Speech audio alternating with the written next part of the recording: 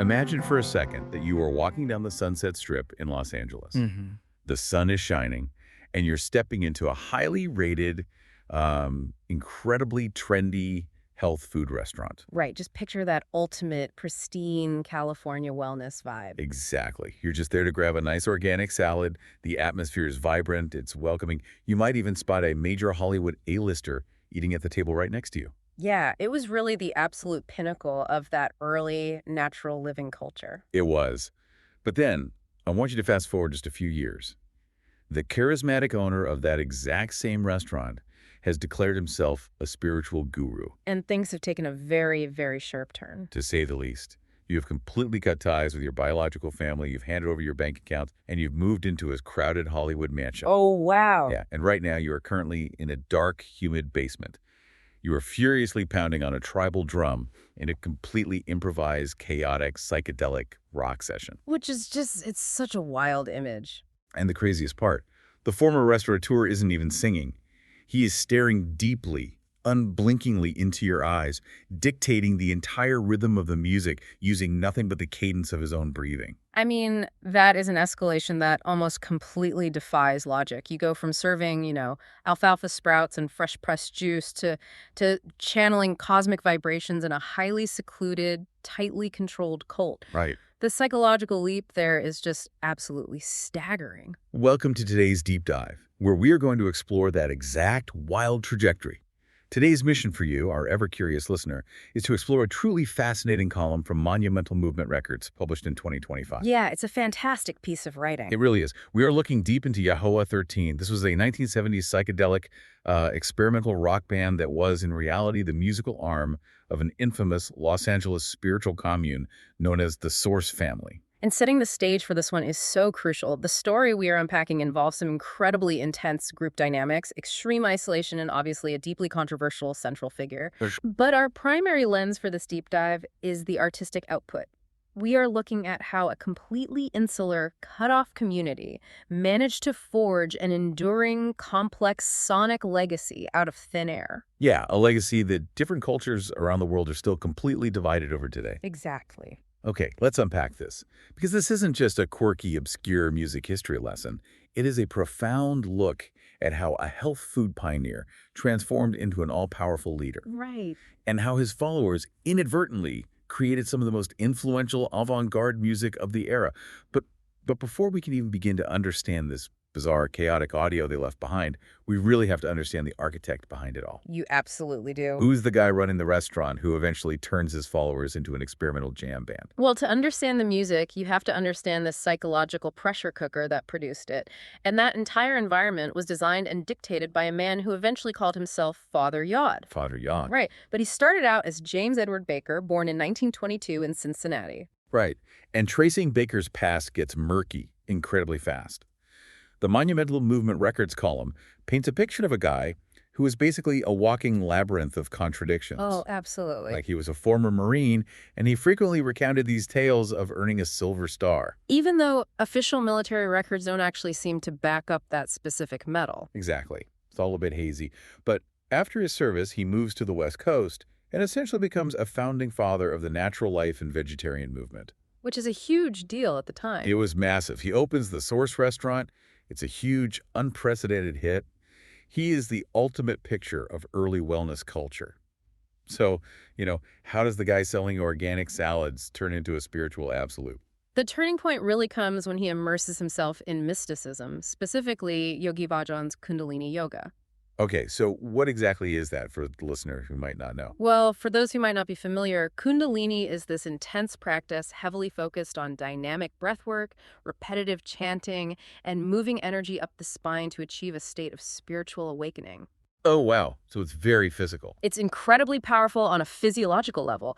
But Baker doesn't just, adopt these practices to find inner peace. He absorbs them, synthesizes them with various other esoteric philosophies, and essentially elevates himself to the role of a divine spiritual leader. Right. He forms the Source Family commune, moving everyone into this giant Hollywood mansion they call the Father House. And I think this is where we need to be really, really clear about the environment he built.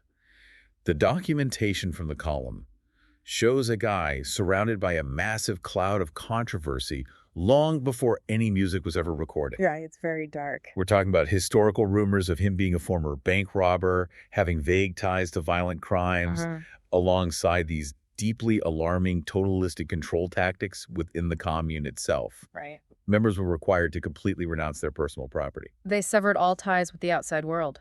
Yes, there were permitted marriages for very young members. And then there's the fact that, alongside his legal wife, Robin Popper, he reportedly had 14 spiritual wives within the group. Which is a staggering dynamic. And just to be clear to you listening, we're just impartially reporting what the historical record in the source material shows here, without endorsing any particular mythology. But it certainly establishes a deeply fraught reality. What's fascinating here is the sheer mechanics of that totalistic control. Yeah. When you have a commune that is completely severed from mainstream society and entirely devoted to one charismatic figure who dictates everything from your diet to your romantic life, the boundaries of reality begin to warp. Oh, I can only imagine. The norms, the rules, and the self-consciousness of the outside world simply cease to exist. It's kind of like taking a modern-day, highly controversial viral wellness influencer, but instead of just selling you supplements through a screen, he moves you into his house. He locks the doors, dictates who you can speak to, replaces your entire belief system, and then, out of nowhere, hands you an electric guitar. Yes. The psychological grip is absolute. And that total devotion, combined with that absolute isolation, became the exact psychological environment needed to create their strange art. How so? Well, when you strip away a person's individual autonomy, you also strip away their traditional musical ego. They aren't worried about sounding cool or, writing a catchy hook for the radio. Right. They aren't trying to be rock star. Exactly. They are performing an act of absolute devotion. Which perfectly brings us to the studio. Because how does a group of people living under that kind of intense, isolated control actually make music? And they made a lot of it. They recorded a massive amount of material. The core musicians in this group were completely stripped of their past identities. Right. They actually all took the surname Aquarian. Right. You had Jin on guitar, Octavius on drums, and Sunflower on bass. And their methodology in the studio was the complete antithesis of how a normal rock band operates. The music of Yahowha 13 was entirely improvised. Wait, entirely? Like no plan at all? None. There were no writing sessions. There were no rehearsals. There were no overdubs to fix a missed chord. Everything was recorded live in one single continuous take, with zero editing or splicing after the fact. That is wild. The instrumentation alone sounds like a fever dream. It wasn't your standard rock setup at all. No, definitely not. They were layering heavy tribal drums, crashing gongs, ringing bells, and literal white noise alongside these incredibly noisy, distorted guitars. Yeah, it was a wall of sound. But the most crucial element, the thing that drove the entire process, was Father Yod himself. And he didn't even play traditional instruments. No, he provided guttural chants, sprawling spoken word vocals, and occasionally he'd just beat on a kettle drum. Right, because he didn't see himself as a musician at all, right? Exactly. He viewed himself as an energy conduit. An energy conduit. Yeah, and this is where the Kundalini influence really shows its face. Octavius, the drummer, noted that Father Yod directed the entire flow of these chaotic recording sessions without saying a single musical word. That's fascinating. He controlled the tempo, the intensity, and the direction of the music, using only sustained eye contact or the rhythmic, heavy cadence of his breathing. Okay, here's where it gets really interesting, and where I actually have to push back a little on the terminology we're using here. Okay, lay it on me. Can we even call this a band making an album? I mean, looking at the descriptions of these sessions in the column, it sounds less like a musical endeavor and much more like an unedited, raw audio documentary of a highly charged religious ritual. That's a very fair point. Like if you just put a microphone in the middle of a cult meeting, does that constitute a record? That tension is exactly what makes their legacy so enduring today. To answer that, we have to look at the intention behind the sound. The bassist, Sunflower, explicitly stated, "Our performance wasn't a song, but a prayer." You really have to view their output through the concept of vibration over meaning. Vibration over meaning. Let's dig into that for a second. How does that actually work in practice for the listener? Well, think about a traditional band. When they write a song, the lyrics are structural, right? They are poetry meant to convey a narrative or a specific human emotion. Sure, like a breakup song or a love song. Exactly. For Yahowha 13, the words Father Yod was chanting words like God, love, cosmic light. They were not lyrics, they were triggers. Triggers for what? For transcendence. The repetition of the name Yahowha, which is a variation of Yahweh and served as the commune's daily mantra, wasn't meant to be a catchy chorus you sing along to in the car. Right. It was an auditory tool. The sheer volume and repetition were designed to induce a hypnotic, participatory trance state for the commune members right there in the room. The music was a vehicle for spiritual transcendence, plain and simple. So they aren't trying to press a record to get on the radio or make money.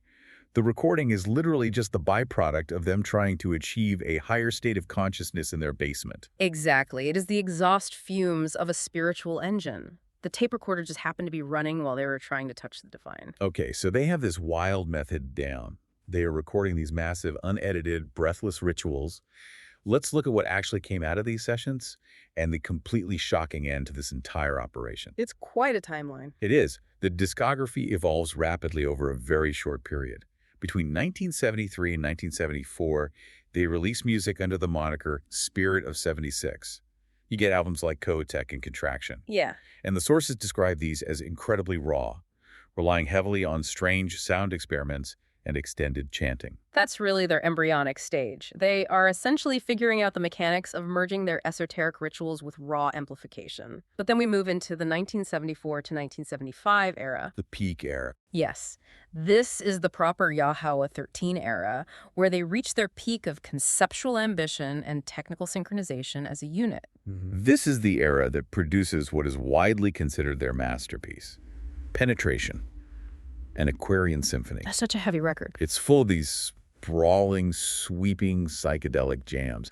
And just to give you, the listener, an idea of the underlying philosophy here, the title Penetration isn't just them trying to be edgy or provocative. No, it's very literal for them. Exactly.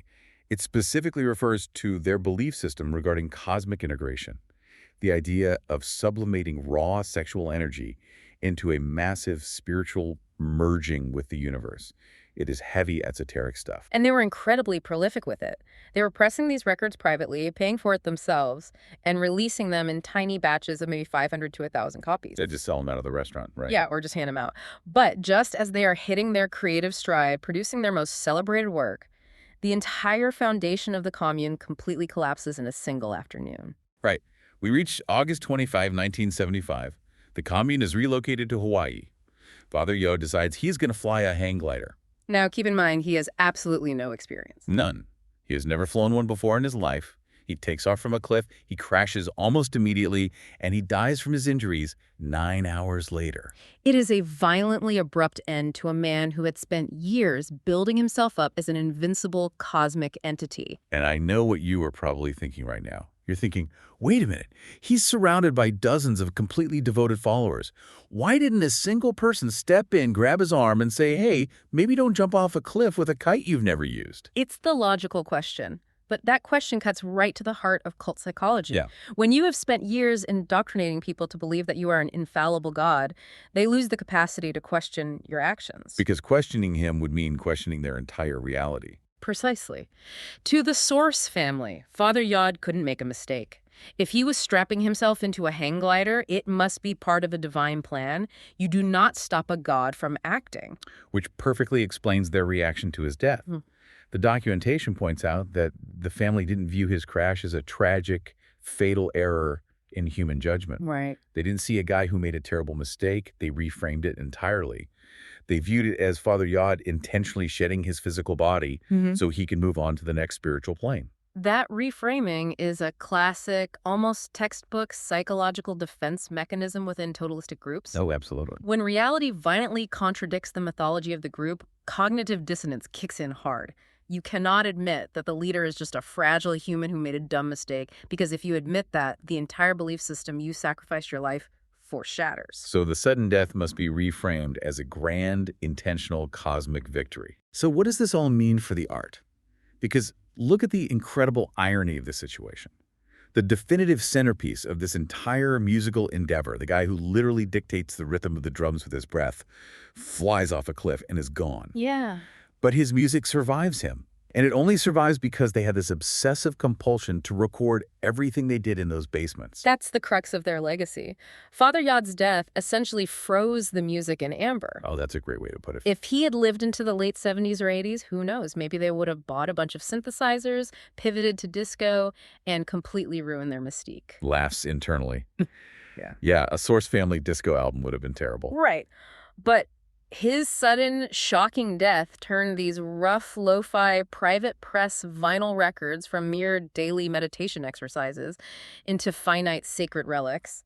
The story abruptly ends, which means the surviving artifacts suddenly hold immense historical and cultural weight. Which brings us to the fascinating afterlife of this creation. We are moving from the death of the creator to the incredible global resurrection of the art itself. This is where it gets really fun. Because how on earth did obscure, privately pressed vinyl records from a small 1970s Los Angeles cult become globally recognized, highly sought-after avant-garde art? Well, if we connect this to the bigger picture, we have to talk about the absolute importance of preservation. Without archivists, history simply evaporates. Yes, and the Monumental Movement Records column specifically highlights two commune members, Isis Aquarian and Electricity Aquarian. Right, they basically became the guardians of the vault. They really did.